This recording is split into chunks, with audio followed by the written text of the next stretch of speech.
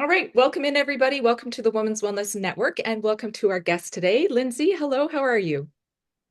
I'm wonderful. Thank you so much for having me here today, Tammy.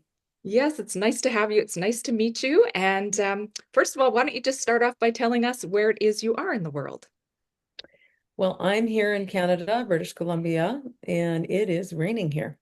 Ah, It's well, cool and raining. Yeah.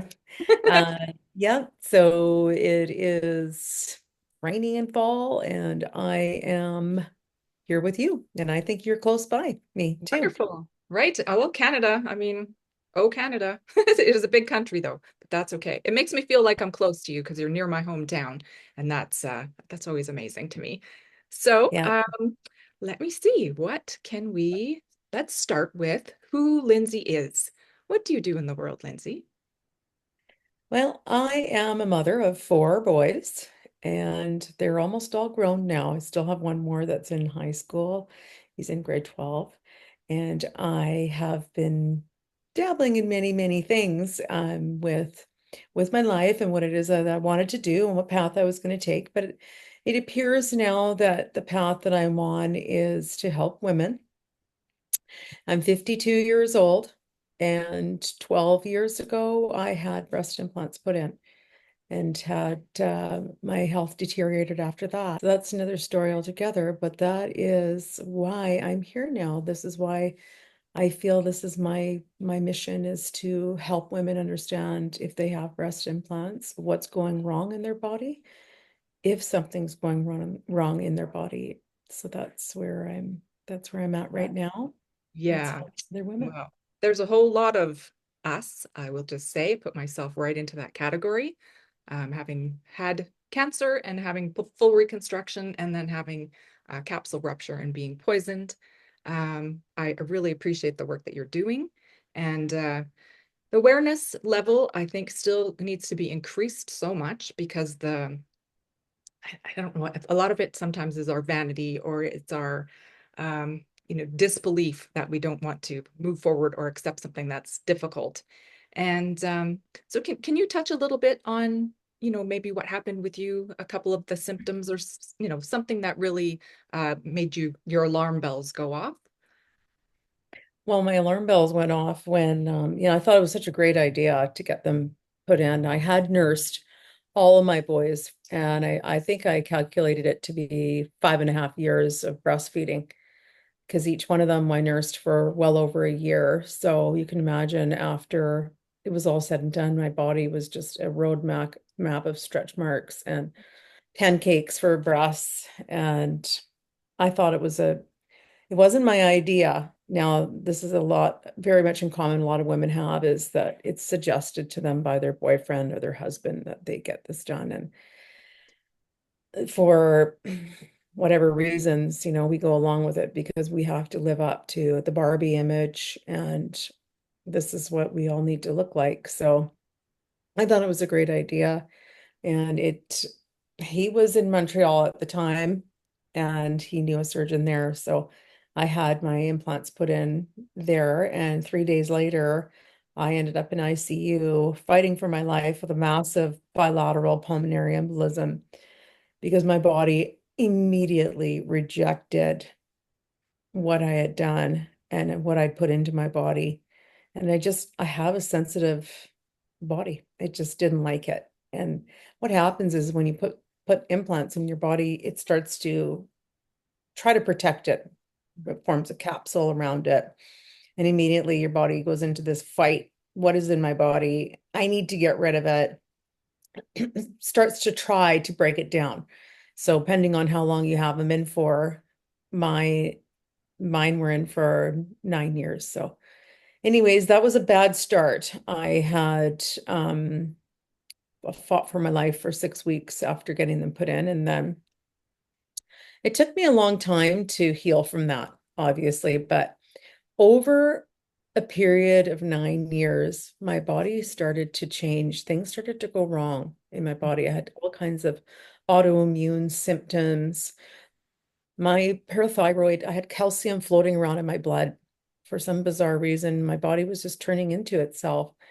And eventually I had two parathyroids removed. And diagnosed with fibromyalgia and psychosomatic symptoms, and that it was kind of suggested that it was all in my head, Yeah. and that I was gaslit by so many doctors as well that, it was the whining woman syndrome. I can't remember where I heard that from, but over, I guess at about the 5 year mark, my left breast started to really hurt. I was just used to all the symptoms in my body at that point, but my bones were really hurting. They were really felt like they were on fire. But the left breast became very swollen and red and angry. So I started to look into it, and there was things popping up on the news now that certain breast implants had been recalled for causing cancer. And of course, I was like, it has nothing to do with me or my symptoms or my pain. So a few more years went by, and I started to feel really, really unwell. My hair started falling out, and I was definitely in a bad place. So I started to look into it more. I asked my husband, I think that my implants are causing me trouble. So I started to look for a surgeon to get them out, just because you know what, you've got to listen to yourself. When your body's telling you something's wrong, you've got 50 billion microorganisms in your gut telling you something is wrong. This is a real connection where you got to listen to your body. So I just decided I'd had enough. I don't care what I look like anymore, because my doctor was telling me, no, don't get them out. You're going to be depressed. Don't get them out. You're going to be mutilated and depressed. That put it off another year. Oh, I don't have that GP anymore, by the way. I fired him yeah, good thing. because he could have Yeah. cost me my life. And Yeah. I know that he knew that there was a problem with certain implants, that women were getting sick, but the ones that I had, the textured allergan gummy bear, they were called, they were causing cancer. Yeah. I know he knew that because it was all over the news, but I just wasn't putting it together. So the fact that he lied by omission is what I'm going to call it, and Right. told me I should keep them in, could have cost me, I mean, it probably did cost me a lot more pain and suffering than I did. Right. So then, after that year went by, we're now in year 9. I reached out to plastic surgeons to have them removed. And finally, one was like, okay, what kind do you have? And I was like, I don't have no idea what kind I have. So I reached out to the surgeon that put them in to get a report, a progress report. And then I phoned the surgeon back. I was talking to a nurse there and told her what kind I had. And she said, well, you do know those have been linked with causing cancer. And I just about fell off my chair. Yeah. I was Just like a smack, right? Just like a punch. Like, holy smokes, this is actually me and this is happening. I was so mad, Tammy. Yeah. Like, I was so mad at the system and at my doctor, at the plastic surgeon who did it in Montreal, because I actually called him right away and said, why didn't you tell me? And he's like, oh, I couldn't get a hold of you. We're friends on Instagram. I was following him and he was following me. So just so many lies out Yeah. there. I like how you said that a lie by an omission, because that really still is the big problem. I think, it's not being talked about like it was, how it was in the news so much before. It's kind of gone quiet, and it's up to us to make sure that it doesn't stay quiet, because there's so many people, I'm sure women also, who still have them in and have a boatload of symptoms, but still are not, they want to stick their head in the sand. They don't want to actually look at it. So that you're doing this work it's incredible. So I appreciate you. Thank you. Thank you.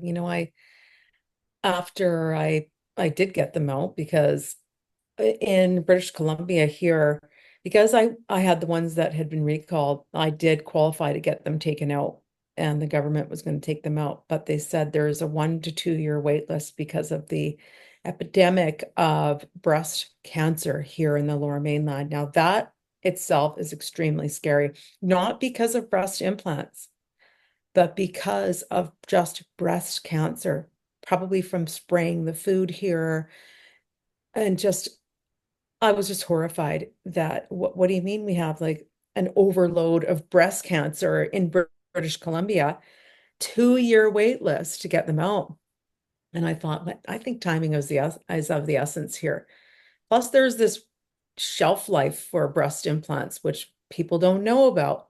Right. And then you're not covered anymore as well. There's like this limit that a lot of women don't know about. They're just not explained either. Like your body can't handle them. And then the manufacturer doesn't give you any warranty. If you don't get them replaced every so often, and there is this tiny little warning. I think it's a little bit bigger now. The black box warning finally just came out. But anyways, I did end up flying to Detroit, Michigan in the middle of COVID Wow. because I was terrified. Like I was really upset. So my husband and I, we found this excellent surgeon, Dr. Khan, in Michigan, and he was like, I can get them out. But at this point, I was so sick from them. And I had like a team of medical people working with me because I had another pulmonary embolism and I was in like inflammatory mode. So I had to have permission from, an endocrinologist, a hematologist, my doctor had all this blood work up because now women are so sick when they go in to get the implants taken out, they have to be healthy. Yeah. They have to be healthy to go under again and have them taken out. So by now, women have developed autoimmune disorders, they have diabetes, they have depression, they have all kinds of things going wrong with them. So I jumped through all the burning hoops, made sure I was healthy enough, and I went and took them out, threw it on our visa, and we took them out. We traveled 4,000 miles, That and is then we just drove. so wrong. It's so wrong that you would have to even think about doing that. That in our own backyard here in Canada, you can't just go and get somebody to help you. I had the same issue, there had the capsule rupture, and I was told it was going to be probably 6 months before I could even see somebody. So I was going to die. I thought I was dying, and that was not acceptable. And that is what we need to change. I believe it needs to be, you know, the plastic surgeon needs to do better. They need to be more aware. They need to follow up with their patients. They need to, make sure that patients are aware that there's a shelf life to these things. And I'm hoping eventually, we're just not going to do it anymore. Maybe that's the thing. We should just say it's fine and you guys over there keep doing your thing, but us as women, we're not going to accept that. We don't want your service, we don't want your product. And I think that's where we need to get to, and the bottom line, making sure that we're okay with who we are and how we are right here right now, to be able to just move forward with what we have, regardless of what that is. Absolutely, Tammy. Absolutely. And I think you touched down on one too, where you felt like you were dying. Oh I yeah. mean, this is a common thing that I heard and that I felt was like, I feel like I'm dying. Yeah. I mean, for women to feel like that and then to not be taken seriously, I'm just going to say it's 11 o'clock right now here and it is Remembrance Day. And that I want to take a moment to thank all the fallen soldiers that made our country great and died for us, for our freedom. Just want to say that. Thank you. Yeah. Thank you, veterans. Thank you, those who are still here and those who have gone on.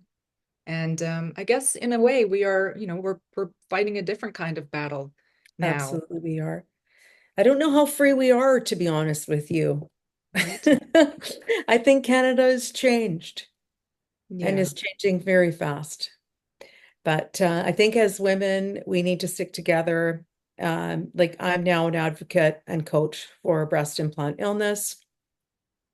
And I wrote a book, which is going to be coming out next year because I thought it was going to be out already, but now that I'm an author, I realize that nothing actually happens fast in the world of writing books. So it's all about explant surgery. It's a guidebook. Actually, it's a guidebook for having going through and navigating through the system, and it is a big one, and it's tricky. And if you're already feeling alone and gaslit and depressed and in pain. Like there's no way out of it. I mean, it takes you through all the steps. So I'm hoping to be able to share that with the world.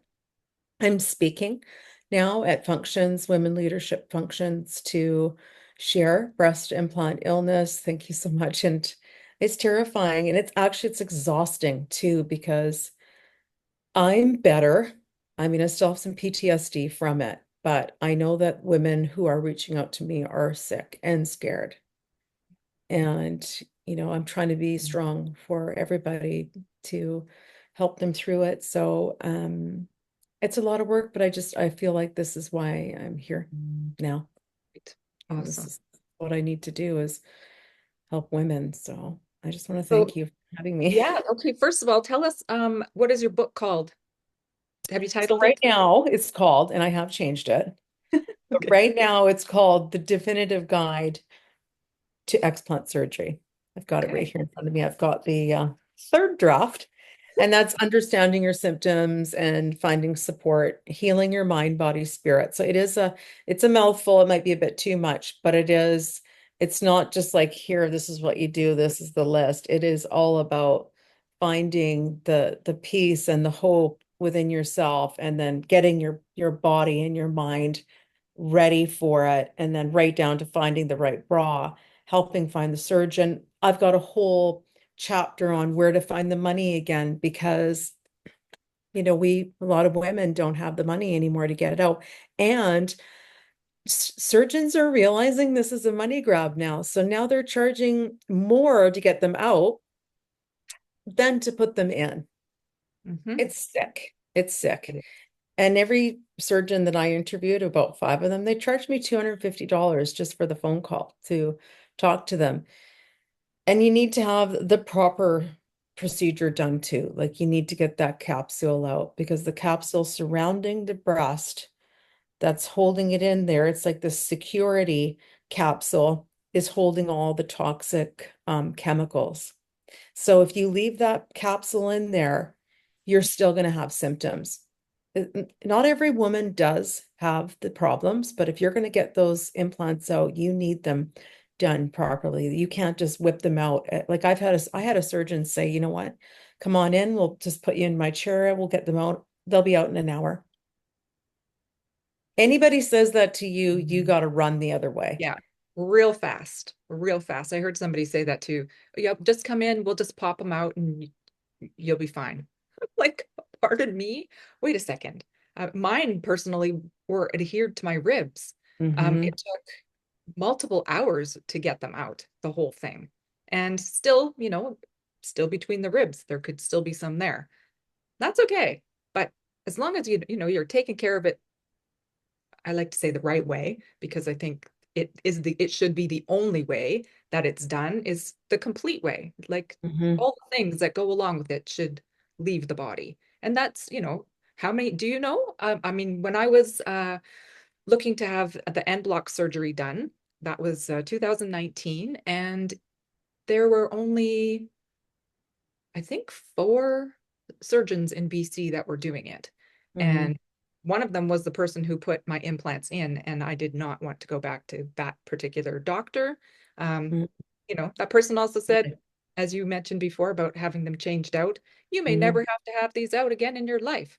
They could last you for the rest of your lifetime. These are the newest things.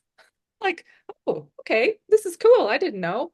And yeah, I didn't even have them 5 years. So there Yeah, you go, of right? course we want to think there. It wasn't explained to me either, Right. that you need to think about it. You need to get these out again one day. Your body might get sick. It might turn against itself. You might be in big trouble. You could die. Right. You die. None of that was said. It was like, hey, how big do you want them? They're going to last forever. I mean, I think mine said at least 20 years. I remember him saying that. But I mean, I think the big one is, chronic fatigue, muscle pain, joint pain. You just get so tired, and Yeah. you don't know what's wrong with you. So this is what I'm doing. I'm sharing that it's not in your head. Right. So if our women would like to reach out to you, find out more about you, work with you in any way, how can they connect with you? Well, they can find me. I've got a website I just started up. It's www.healing-women.com. We can put it in the comments. Yeah. And it's fairly new. So I've started a coaching there and a free consultation. And I'm going to put together a whole program for women and especially what their needs are. So basically, I'm going to listen. I'm going to listen because we all have a story and we need to be heard. So that's where it's starting with you. And as well as I've got a Facebook group, which I'm going to be doing like workshops just for information for women to know what's going on and get a little bit more knowledge behind them, more, more power so that they can be armed when they go.